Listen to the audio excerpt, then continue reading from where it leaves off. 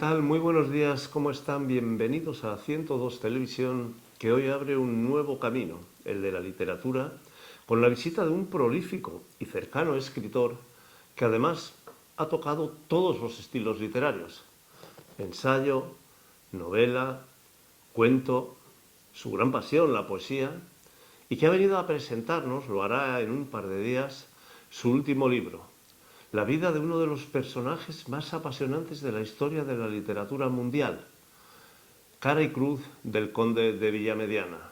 Hoy está con nosotros, y no deberían perdérselo, Juan Francisco Quevedo. Disfrútenlo. Ya está en el estudio de 102 Televisión, tal como les veníamos anunciando, Juan Francisco Quevedo, una persona que físicamente yo he tenido muy cerca durante muchos años y que sin embargo he tardado bastante tiempo en conocer. Juan Francisco Quevedo, él nos lo explicará ahora, con una amplia trayectoria ya como escritor, va a presentar muy pronto en Madrid, dentro de unos días, su último libro, del que hablaremos al final del programa extensamente. Juan Francisco, muy buenas tardes. Muy buenas tardes, José Luis. Un gusto estar aquí con vosotros en 102 TV. Cuéntanos un poquito tu trayectoria. Naciste en México, si no me equivoco. Sí, yo nací en México, aunque mis padres, tanto mi padre como mi madre, son de La Cabada, del municipio de Río Tuerto, y de ahí mi vinculación allí. Conservamos la casa familiar y un vínculo muy fuerte que yo ahora mismo, ahora que estamos aquí, además ya sé que tenéis programas de bolos, yo estoy vinculado a la Peña, ya sabes, como directivo a la Peña de Río Tuerto, y luego además, estoy dirigiendo el área cultural de la Federación Cántabra de Bolos. Cuéntanos, porque hay un descubrimiento que has hecho en el mundo de los bolos espectacular. No era fácil llegar a descubrir lo que nos vas a contar ahora. Pues sí, fíjate tú, que cuando estaba yo buscando datos, investigando la biografía de este libro que voy a presentar en Madrid ahora, Cara y Cruz del Conde de Villamediana, el Conde de Villamediana tenía una gran colección de arte, sobre todo de cuadros, de joyas, de armas y demás. Y entonces yo sabía que cuando murió esa colección se la había llevado el duque de Buckingham, Carlos II, que luego fue, por cierto, un rey ejecutado por Cromwell. Entonces lo que hizo fue venir cuando todavía era príncipe de Gales a Madrid de incógnito, acompañado del duque de Buckingham y de 2 criados, y toda su intención era cortejar a la infanta María, la hermana pequeña de Felipe IV, con la intención de casarse y demás. Claro, le salió mal, a pesar de todo. Estuvo ahí unos cuantos meses, de abril a septiembre en Madrid, y salió todo rematadamente mal, bueno, por problemas de religión fundamentalmente, y bueno, y se tuvo que ir de nuevo con unas sonoras calabazas. Pero a lo que te voy, y lo que a mí me llamó la atención y me sorprendió, es que cuando ya estaban en Madrid, vino un cortejo a acompañarle, pero en un barco que se llamaba El Aventurero, y llegó a Santander.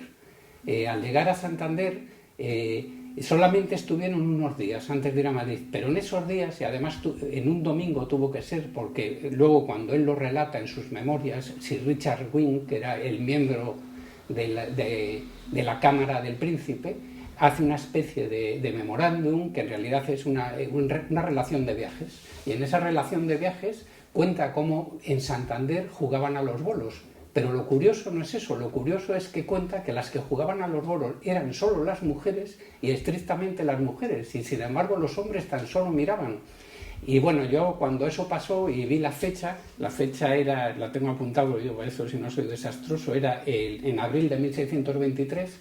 Yo al descubrirlo digo, bueno, pues ¿a quién le voy a preguntar esto? Que igual es importante, y llamo a quién voy a llamar, a José Ángel Hoyos. Llamo a José Ángel, que es un buen amigo, y me dice, joder, pues sí, es importante, si se adelantan unos años, que es de 1627 la primera referencia histórica. Bueno, entonces ya recurrí al texto original, y una vez que tuvimos el texto original, pues mi hija es profesora de español en universidades americanas, lo ha sido en Harvard, ahora lo es en Chicago, y me lo tradujo, y tengo aquí la traducción exacta, porque es muy curioso. Y dice así: Algunas mujeres bailan y la música con la que lo hacen no es otra que sus propias voces, utilizando como un pequeño tambor que hacen sonar con sus dedos. Las mujeres practican un ejercicio muy conocido en Inglaterra, que es colocar los bolos y tirar la bola hacia ellos. Esto solamente lo hacen las mujeres. Pues de esa manera describe cómo tocan la pandereta, cómo cantan y luego cómo juegan a los bolos, ¿no? Y esa es la primera referencia. Esto es un dato interesante y curioso. Y casual. Sí, sí, muy interesante. Hablaremos un poquito más de bolos porque tienes más escrito sobre ellos. ¿Llegó tarde tu afición a escribir, por lo menos a publicar, sí, pasada ya la cincuentena? Sí, sí. ¿Empezaste a escribir tarde o escribías y no te atrevías a publicar? No, yo escribo desde que tengo pues más o menos 14 años.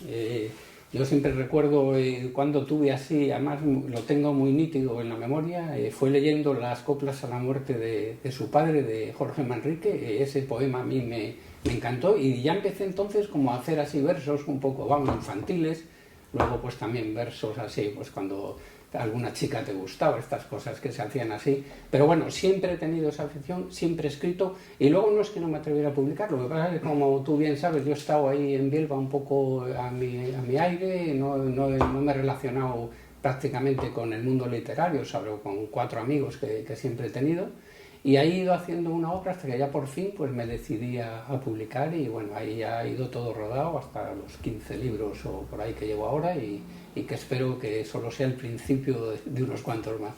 Aclaramos que eres licenciado en farmacia, por eso has estado en Herrerías durante muchos años al frente de la farmacia. Primera publicación 2014, Ana en el mes de julio, cuéntanos. Pues sí. Cuéntanos qué nos cuentas. Sí,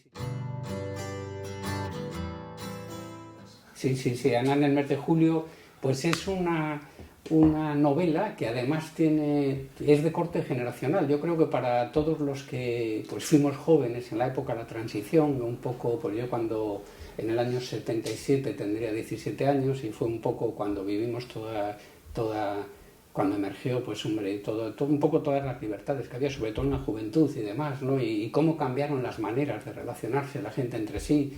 Yo recuerdo el primer discurso de Adolfo Suárez, ¿no? Que estábamos acostumbrados al anterior presidente, a Carlos Arias, que bueno, era no sé si tétrico, pero por lo menos de una seriedad y una circunspección terrible, ¿no? Y sin embargo yo me acuerdo del primer discurso de Suárez, le recuerdo, a pesar de lo joven que era, en un sofá en su casa, en mangas de camisa, de una manera muy informal, con un lenguaje absolutamente distinto, ¿no? En la novela se desarrolla solo en 6 o 7 días de julio, y refleja un poco ese cambio que hubo en la sociedad, en las relaciones paterno-filiales, que antiguamente pues, eran mucho más, digamos, más autoritarias, un poco esas relaciones se suavizaron. Lo mismo pasa en la escuela, que los maestros eran de orden y mando, luego todo se va un poco suavizando también, en el ejército, en todo, y lo hago todo a través de una muchacha y de un policía, y se desarrolla en Santander capital toda la novela, en el Santander del año 77. Es una chica muy joven que con apenas 14 años pues se engancha de alguna manera, 15 años, a las drogas, ¿no? Y así cuenta ella cómo se fue de casa con todo lo que había en la cartera de su padre, con todas las joyas de su madre y con lo que había en las huchas de sus hermanos, y por desgracia pues en aquellos años quien más quien menos, si no ha tenido algún familiar, ha tenido algún conocido, y eso ha sido una desgracia familiar que duró hasta los años 80, muy grave, y ahí se va desarrollando toda la historia. Es una historia de misterio, de intriga policíaca, y yo creo que bastante trepidante e interesante. 2 años después, segunda novela. Luego, Querida princesa, sí. Pues ya casi, ya cogí las ganas, y Querida princesa es una novela histórica. Que se desarrolla, histórica y con tintes literarios en muchas ocasiones, que se desarrolla a todo lo largo del siglo XIX. Y bueno, y mezcla, como siempre suelo hacer cuando he hecho novelas, misterio, asesinato, y luego también se desarrolla en tres lugares. Por un lado, en el Madrid del romanticismo, y ahí vamos a conocer a Larra, a todos los grandes poetas de la época, Espronceda. El suicidio de Larra lo trato en primera persona, de tercera persona, pero primera persona la que lo cuenta la mujer, que Elvira, que va a ser una amiga de Dolores Armijo, que es por la que se suicida Larra. Por un lado, el Madrid del romanticismo, con todo ese ir y venir de escritores de la época, y luego, por otro lado, se va a desarrollar en el Santander del comercio colonial, y desde aquí pues saldrá una de las nodrizas pasiegas para en Madrid amamantar a la hija de esta Elvira de la Verraja. Y luego, por otro lado, en la acabada del comercio textil. Y ahí vamos urdiendo una historia que al final la cuenta, y la verdadera protagonista es una niña de 15 años, que es la hija de Elvira, la nieta de Elvira, que al final no va a ser nieta de Elvira, es Isabel, que va a ser una hija, digamos, bastarda del rey Amadeo de Saboya y de una hija de Larra, de Adela Larra. Solo un año y algo que evidentemente te apasiona, la poesía. Sí, la poesía es algo... Nueva publicación. A lo que estoy ligado. El primer libro de poesía es El Sedal del Olvido. Es un libro... Se llama El Sedal del Olvido porque he intentado un poco reflejar...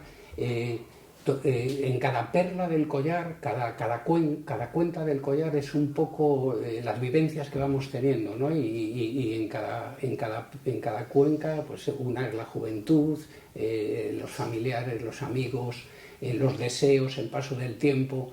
Y lo llamo el Sedal del Olvido porque acaba, digamos, con la muerte del que lo va contando, porque en cuanto el Sedal del Olvido, en cuanto el collar se rompe, las perlas se desparraman y se van por el desagüe del olvido, como se han ido siempre todos y como nos iremos todos, ¿no? Presume un poco, han sido traducidos tus poemas al inglés, han salido importantes revistas a nivel internacional, cuéntanos. Sí, pues los poemas del Sedal del Olvido, muchos de ellos han sido traducidos por una profesora de literatura comparada especializada en lengua hispánica y en lengua rusa, que además de la Universidad de Harvard, a la que tuve el gusto de conocer cuando estuve allí en la universidad, además, y además pude ver lo que es la vida universitaria, el campus, la biblioteca, los dos fabulosos museos que tienen, y eso, vamos, si no llegase por eso no hubiera sido posible. Luego eso se han publicado en una revista que edita la Universidad de Princeton, que lo hace de manera anual, y bueno, para mí ha sido desde luego entrar en el mercado americano de esta manera, pues ha sido pues un lujo, además de una gran satisfacción. Después vuelves un poquito a casa. ¿Por qué la figura de José Simón Cabalga?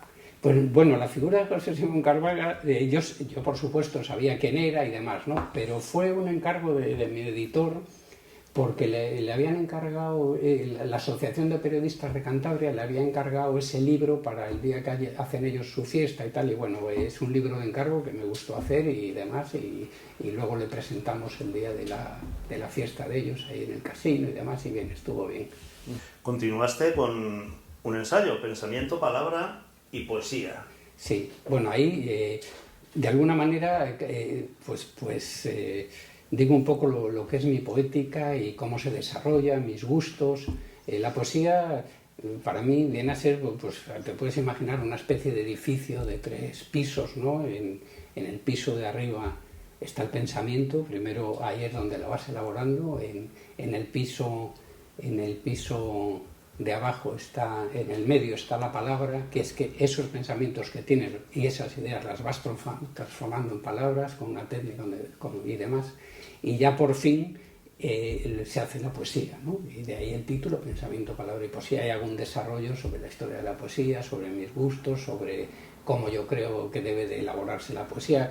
Ya te digo que hay tantas teorías poéticas casi como poetas, o sea, muchas. Luego la cuestión es que casi no nos reímos entre nosotros, ¿eh? Pero bueno, nos gusta y estamos satisfechos con ello. Ya toca el corazoncito, vuelta a casa y una historia que contar. Peña Bolística de Riezuelto. Pues sí, mira, eso para mí fue un placer enorme, ¿no? Porque siendo del pueblo, además yo desciendo, mira, eso se me ha olvidado contártelo, mi abuela, por parte de mi padre, sus dos primeros apellidos son Piro Arche, son dos apellidos flamencos y son de los que vinieron a principios del siglo XVII a la Cavada, a la fábrica de cañones.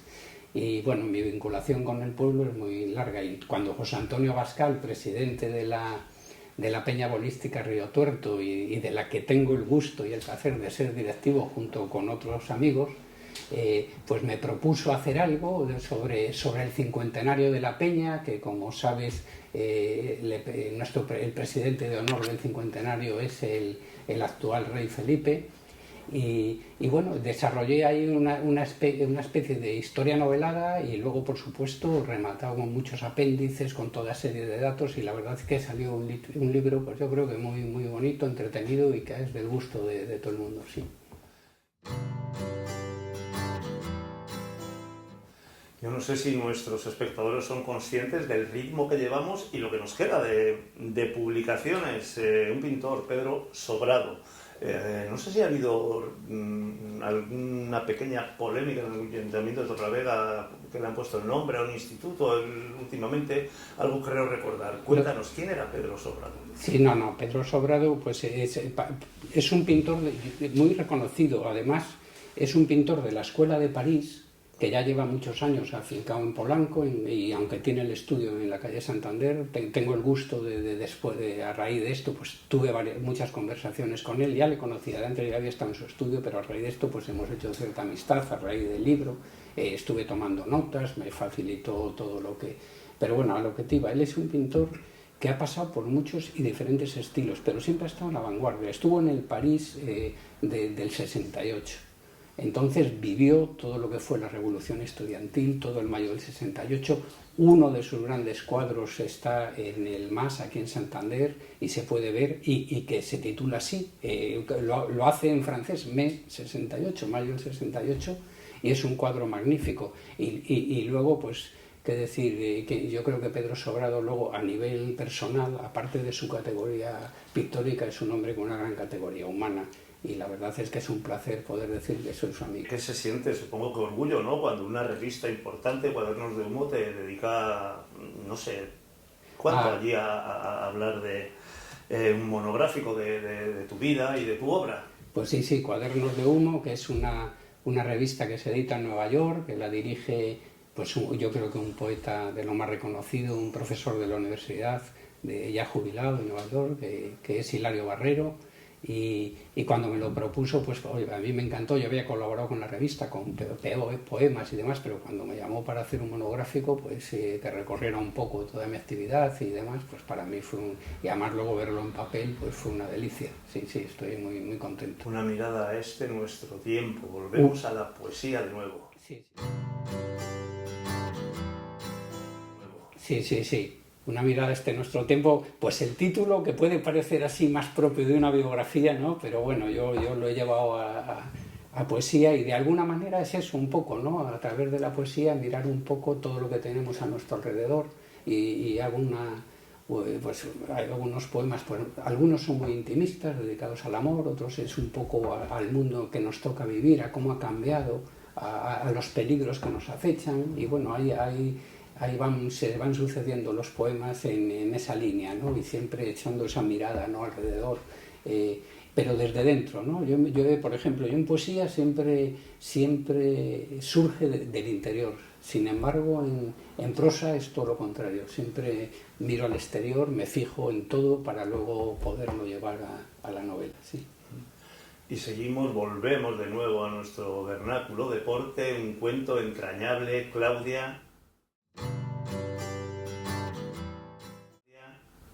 Claudia y la magia de los bolos. Claudia y la magia de los bolos. Claudia y la magia de los bolos, bueno, fue un cuento que desde el primer momento que se lo enseñé a José Ángel, pues le gustó mucho, ¿no? Y en cuanto tuvimos oportunidad de sacar el proyecto adelante y de llevarlo, pues lo hicimos además con un gran placer. Es un cuento es el sueño de una niña que quiere ser jugadora de bolos. Tiene dos sueños fundamentales, bueno, y muchos más, como todos los niños, pero bueno, lo que más se refleja en el libro: uno, que quiere ser una gran campeona de bolos, y bueno, ella va a su escuela, allí en fin, salen los monitores y demás, y luego por otro lado, también quiere quitarle la escoba a la bruja del tren, ¿no? Entonces, entre esas dos cosas ahí vamos articulando una historia, y yo creo que una historia muy bonita de cómo se pueden llegar a cumplir los sueños, y es un libro además que yo creo que le pueden leer tanto los niños y sobre todo acompañarle los padres y los abuelos. Yo creo que es una lectura amena para toda la familia.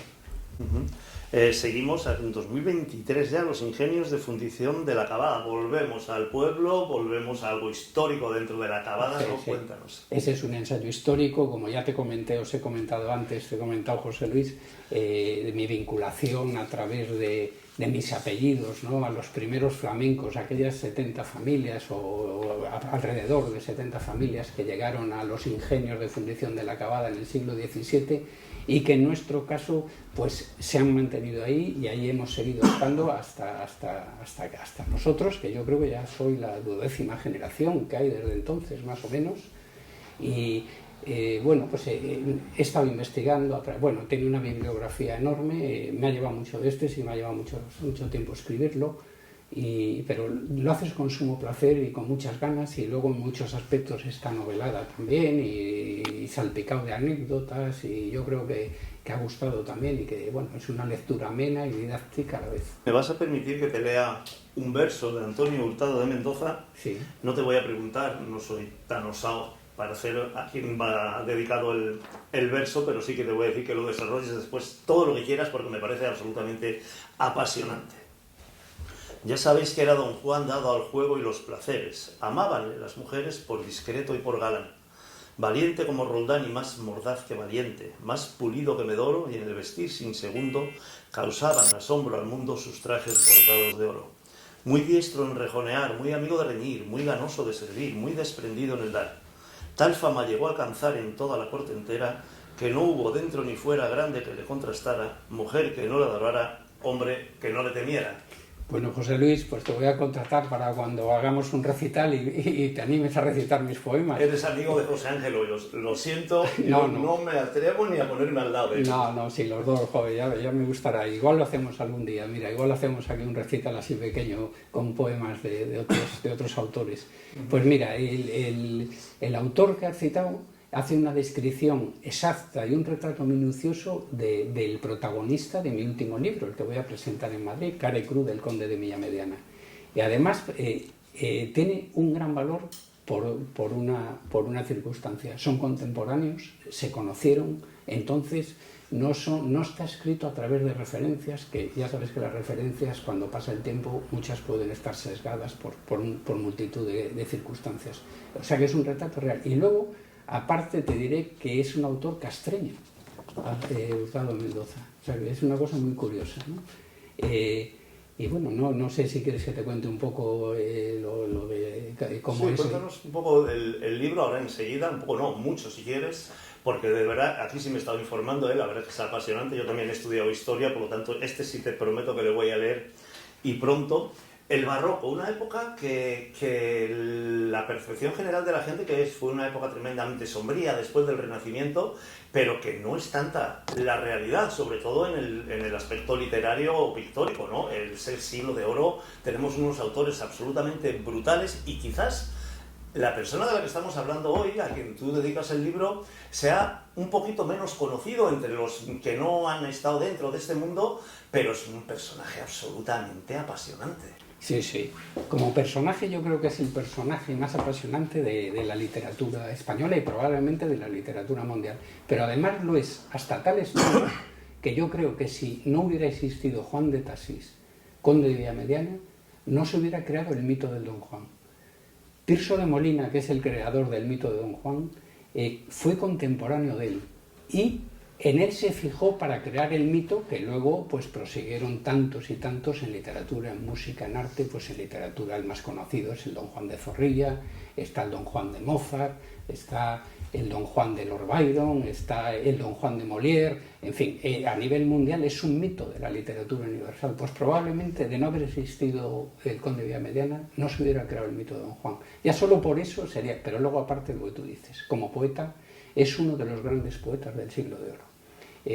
Tuvo en ese sentido igual la desgracia de que le tocó convivir con Lope de Vega, le tocó convivir con Francisco de Quevedo y le tocó convivir con Calderón de la Barca y con Góngora.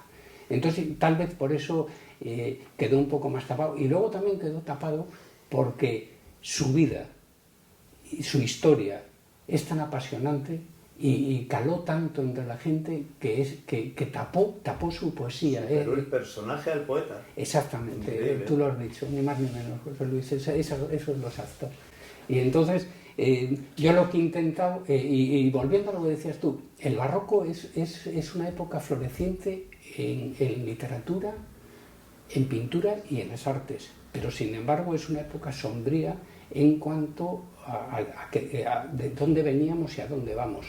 Veníamos de una época de renacimiento, de una época de expansión, con un gran imperio, con Carlos I creando lo que fue el gran imperio español, y luego fue degenerando. Ten en cuenta que el conde de Villamediana vive con los tres Felipes, con el primero casi nada, con Felipe II prácticamente ese nacimiento, con Felipe III casi toda su vida, y los 3 últimos años con Felipe IV.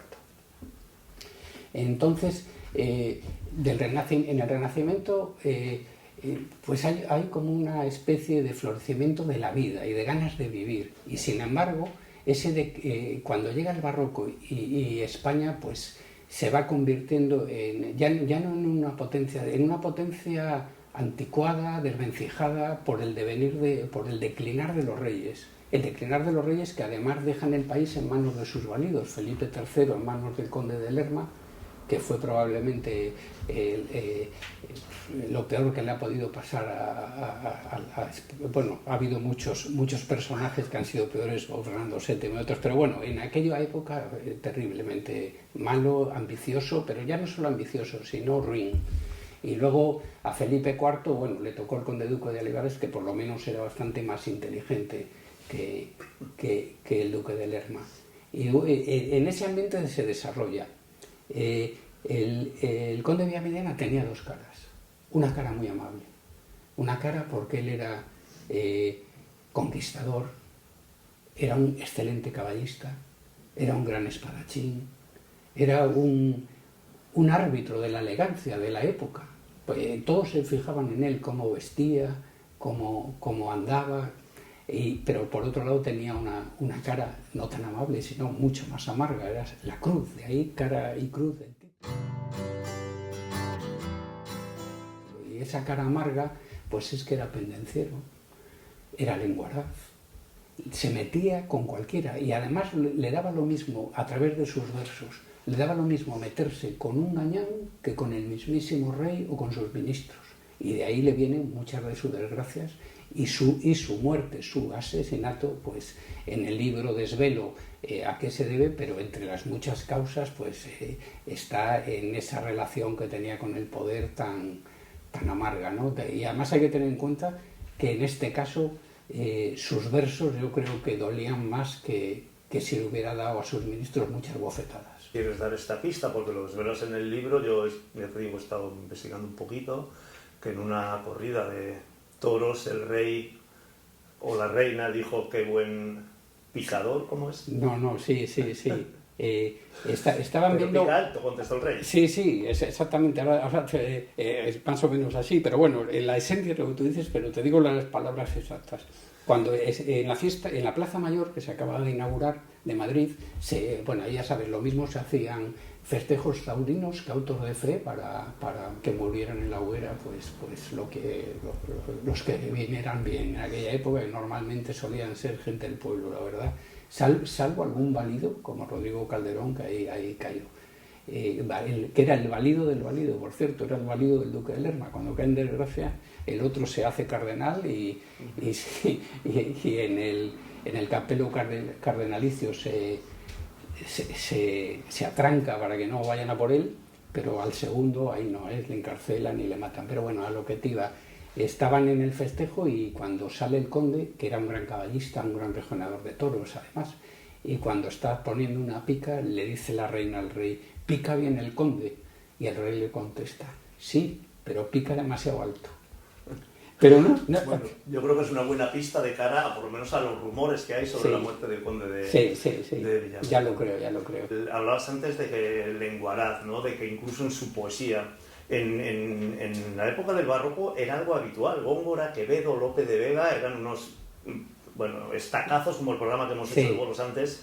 Entre ellos, ¿de quién era amigo el conde? ¿De Góngora, de Quevedo, de Lope, de ninguno de ellos? No. Era muy íntimo amigo de Góngora, pero se llevaba muy mal con Quevedo, pero no solo por temas literarios, también por temas políticos, porque ahí ya sabes que se iban alineando en función de la corte como más les conviniera, y el conde de Villamediana era muy amigo del conde de Lemos, que era el virrey de Nápoles, y Quevedo estaba a la sombra del virrey, del conde de Osuna, que era virrey de Sicilia. Entonces ellos se enfrentaban por el poder, y si los señores se enfrentaban por el poder, los segundos espadas también. Eso por un lado. Y luego, entre todos ellos, si se podían poner verde converso, se ponían. Pero la diferencia del conde de Villamediana es que no solo eso, es que crea la poesía política, porque se mete con los ministros y con el propio rey. Y bueno, y luego algo común a todos los poetas del barroco es su amor por el vino y por las mujeres. Eso todos, absolutamente todos. Por mucho que se ordenaran sacerdotalmente, como fue el caso de Lope de Vega y Calderón de la Barca. Bueno, Francisco Quevedo, apasionante, por supuesto, esta media hora que hemos compartido. Te deseamos, lógicamente, todos los éxitos. Le pedimos también a nuestros espectadores que investiguen un poquito el resto de tu obra, que vaya bien esta presentación en Madrid, seguro que sí, este próximo viernes. No sé si quieres decir algo más para despedirnos. Ha sido un auténtico placer tenerte hoy con nosotros. Simplemente, como sé que hay aficionados a los bolos en Madrid, y que va a ser en la Casa de Cantabria el viernes 7 de junio a las 7 de la tarde, y si alguno está interesado, allí le recibiremos con muchísimo gusto, y muchas gracias, José Luis, por todo. Gracias a ti.